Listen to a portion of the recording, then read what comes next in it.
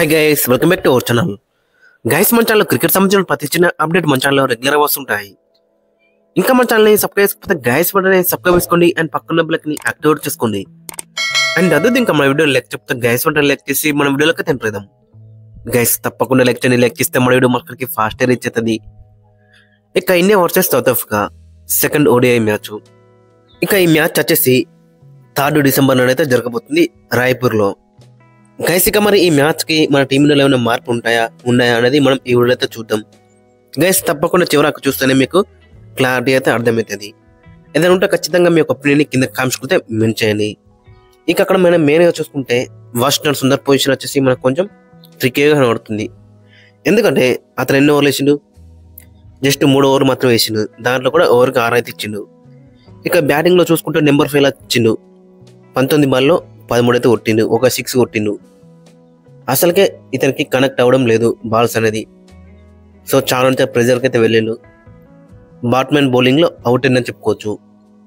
So కాబట్టి అక్కడ మనం మెయిన్గా చూసుకుంటే సుందర్ ప్లేస్లో తిలక్ వర్మకి ఛాన్స్ ఇస్తే బెటర్ అయితే ఉంటుంది. ఎందుకంటే తిలక్ వర్మ కూడా 4-5 ఓవర్లు తీస్తాడు, అదే ఆఫ్ స్పిన్ అయితే వేస్తాడు. సో కాబట్టి తిలక్ వర్మకి ఛాన్స్ ఇస్తే బెటర్ అయితే ఉంటుంది నెంబర్ 5 అక్కడ మనం చూసుకుంటే. ఎందుకంటే సుందర్ మీకు 6 బౌలర్గానే ఉంటుండు ఆల్రెడీ ఎట్లయినా కానీ. సో కాబట్టి అతనికి ఎట్లయినా కానీ ఒక 2-3 ఓవర్లు దొరుకుతాయి. సో కాబట్టి అక్కడ మంచి బ్యాట్స్మెన్ కావాలనుకుంటే ఖచ్చితంగా తిలక్ వర్మనే బెస్ట్ అని చెప్పుకోవచ్చు. లేదనుకుంటే గిట్ట అక్కడ రిషబ్ పంత్ ఉన్నాడు అండ్ నితీష్ కుమార్ రెడ్డి కూడా కనబడుతున్నాడు. ఒకవేళ గిట్ట లాస్ట్ మ్యాచ్ గిట్ట మన టీం ఇండియా గిట్ట ఓడిపోయింది అనుకో, చాలా క్వశ్చన్స్ అయితే రేజ్ అయ్యాయి. మీరు ఎందుకు నెంబర్ 5లో సుందర్ను పంపించారు? సో ఇవన్నీ కూడా క్వశ్చన్స్ అయితే రైజ్ అయ్యాయి. బట్ లక్కీలీ మన main players Rohit Sharma, Virat Kohli, KL Rahul, Ravindra Jadeja వీళ్ళ దగ్గర నుంచి మంచి నాక్స్ అయితే వచ్చినాయి.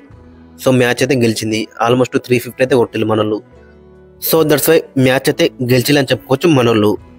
ఇక ఈ సెకండ్ మ్యాచ్కి ఒక్కసారి మనం ప్రాబిలిటీగా కాంబినేషన్ ఒకసారి మనం చూసుకుంటే ఓపెనర్స్ వచ్చేసి SSV Jaiswal and Rohit Sharma. SSV Jaiswal last మ్యాచ్లో మంచిగా స్టార్ట్ అందుకున్నాడు. ఒక 6 కొట్టిండు, 2 4లు కొట్టిండు. ఇక మంచిగా ఆడుతారు అనుకున్నాం. బట్ మళ్ళీ వెంటనే అక్కడ అవుట్ అయినా చెప్పుకోవచ్చు నాంద్రే బర్గర్ బౌలింగ్లో. ఇక తర్వాత రోహిత్ శర్మ 57 అయితే కొట్టిండు. బ్యాక్ టు బ్యాక్ మంచి నాక్స్ అయితే ఆడుతున్నాడు. ఆస్ట్రేలియాలో మంచి నాక్స్ ఆడిండు, ఇక్కడ కూడా అదే కంటిన్యూ చేస్తున్నాడు. ఇక రోహిత్ శర్మ ఈ మ్యాచ్లో మనం ఒక పెద్ద ఇన్నింగ్స్ అయితే ఎక్స్పెక్ట్ చేస్తున్నాం. లైక్ సెంచరీ అయితే ఎక్స్పెక్ట్ అయితే చేస్తున్నాం. లాస్ట్ మ్యాచ్లో 57 అయితే కొట్టిండు, 3 6లు 5 4లు అయితే కొట్టిండు. సో ఈ మ్యాచ్లో ఒక 100 అయితే మనం అయితే ఎక్స్పెక్ట్ చేస్తున్నాం. ఇక నెంబర్ 3 వచ్చేసి విరాట్ కోహ్లీ. లాస్ట్ మ్యాచ్లో మనం చూసినాగా ఎలాంటి నాక్ ఆడిండో మైండ్ బ్లోయింగ్ నాకైతే ఆడిందని చెప్పుకోవచ్చు. 2016, 17, 18 వింటేజ్ విరాట్ కోహ్లీ వైబ్స్ అయితే మనకైతే కనబడ్డాయి. బాల్ 1 కంచాలి అటాక్ అయితే చేసిండు. 135 కొట్టిండు 120 బాలలో, 11 4లు 7 6లు.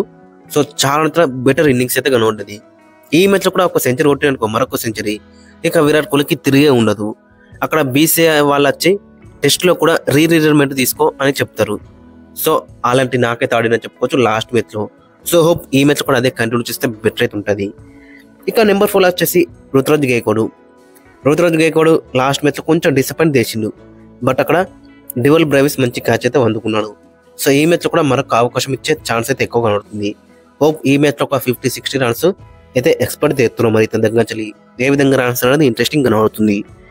ఇక నెంబర్ 5లో మనం ఇంతకుముందు చెప్పుకున్నాం సుందర్ కన్నా తిలక్ వర్మ, నితీష్ కుమార్ రెడ్డి లేదంటే రిషబ్ పంత్, ఈ ముగ్గురు అయితే కనబడుతున్నారు. వాళ్ళ ముగ్గురు ఇట్లా ఏ ఒక్కరికి ఛాన్స్ ఇచ్చినా బెటర్ అయితే ఉంటుంది. ఎందుకంటే వాషింగ్టన్ సుందర్ యాజ్ ఏ 6 బౌలర్గా వస్తున్నాడు. 2-3 ఓవర్ల కంటే ఎక్కువ ఇచ్చేటట్లయితే మనకి కనబడతలేరు. బ్యాటింగ్లో కూడా పెద్ద స్ట్రైకర్ అంటే మనకి డౌట్గా అనిపిస్తుంది. ఒకవేళ ఆడాలనుకుంటే ఇట్లా నెంబర్ 8, నెంబర్ 7లో ఆడితే బెటర్ అయితే ఉంటుంది. బట్ నెంబర్ 5లో తిలక్ వర్మకి ఛాన్స్ అయితే బెటర్ అయితే ఉంటుంది. 6 బౌలర్గా 2-3 ఓవర్లు అయితే వేస్తాడు. మినిమం ఒక 4-5 ఓవర్లు అయితే ఖచ్చితంగా వేస్తాడు. బ్యాటింగ్లో కూడా మనకు తెలుసుగా ఇతని గురించి కాషన్ విత్ అగ్రెషన్ చూపిస్తాడు. అకార్డింగ్ టు ది సిచ్యువేషన్ అయితే ఆడతాడు. సో ఎక్కడ మెల్ల ఆడాలంటే అక్కడ మెల్ల ఆడతాడు. ఇన్నింగ్స్ని బిల్డ్ చేస్తాడు, తర్వాత అటాక్ అయితే చేస్తాడు. ఓడిఐ ఫార్మాట్లో మనకి అదే కావాలి కదా. బాల్ 1 నుంచి అటాక్ చేయమన్నా ఆ విధంగా కూడా చేస్తాడు. సో కాబట్టి తిలక్ వర్మ నెంబర్ 5లో ఆడితే బెటర్ అయితే ఉంటుంది in place of Washington Sundar. Guys మరి మీరేమనుకున్నారో ఖచ్చితంగా కింద కామెంట్స్ అయితే మెన్షన్ చేయండి. ఇక నెంబర్ 6 వచ్చేసి కేఎల్ రాహుల్. లాస్ట్ మ్యాచ్లో ఇనిషియల్గా చూసుకుంటే చాలా ఒక షెల్లోకి వెళ్ళినట్టయితే అనిపించింది. బట్ దాన్ని మంచిగా కన్వర్ట్ చేసిండు. 60 పరుగులు అయితే కొట్టిండు 56 బాలలో, 2 4లు 3 6లు అయితే కొట్టిండు 107 స్ట్రైక్ రేట్తో. చాలా బెటర్ ఇన్నింగ్స్ని బిల్డ్ చేసిందని చెప్పుకోవచ్చు. బట్ ఒక ఇట కేఎల్ రాహుల్ నెంబర్ 5 వస్తే ఇంకొన్ని బాల్స్ దొరికేవి, ఇంకొన్ని రన్స్ అయితే ఎక్కువ వచ్చేవి. మరి ఈ మ్యాచ్లో కూడా నెంబర్ 6లోనే కంటిన్యూ అవకాశం అయితే మనకి ఎక్కువ కనబడుతుంది. ఇక నెంబర్ 7లో వచ్చేసి రవీంద్ర జడేజా. యాజ్ ఏ బ్యాటర్గా మాత్రం చాలా బెటర్ రాణించిండు, కానీ బౌలింగ్లోనే కొంచెం మనకి ఇబ్బంది అయితే కనబడ్డది. 9 ఓవర్లు వేసిండు, కొన్ని ఎక్కువ రన్స్ ఇచ్చిందని చెప్పుకోవచ్చు. బట్ స్పిన్నర్లను కూడా మనం ఏమన్నది లేదు అక్కడ, ఎందుకంటే చాలా డ్యూ అయితే పడ్డదని చెప్పుకోవచ్చు. రవీంద్ర జడేజా వచ్చేసరికి బాల్ సీదా బ్యాట్ మీదకి అయితే వెళ్తుందని చెప్పుకోవచ్చు. సో అలాంటి కండిషన్స్ అని చెప్పుకోవచ్చు లాస్ట్ మ్యాచ్లో. బట్ ఇనిషియల్ గిట్ట బౌలింగ్ వేస్తే గిట్ట ఒక ఫస్ట్ బౌలింగ్ తీసుకుంటే బౌలింగ్ వేస్తే గిట్ట ఖచ్చితంగా అయితే దగ్గర బిగ్ వికెట్స్ అయితే ఎక్స్పెక్ట్ చేస్తున్నాం. ఇక తర్వాత 8లో చూసుకుంటే హర్షిత్ రాణా చాలా బెటర్ బౌలింగ్ అయితే వేసిండు. 2 వైపులా స్వింగ్ చేసిండు, దట్టు రా పేస్ కనబడుతుంది.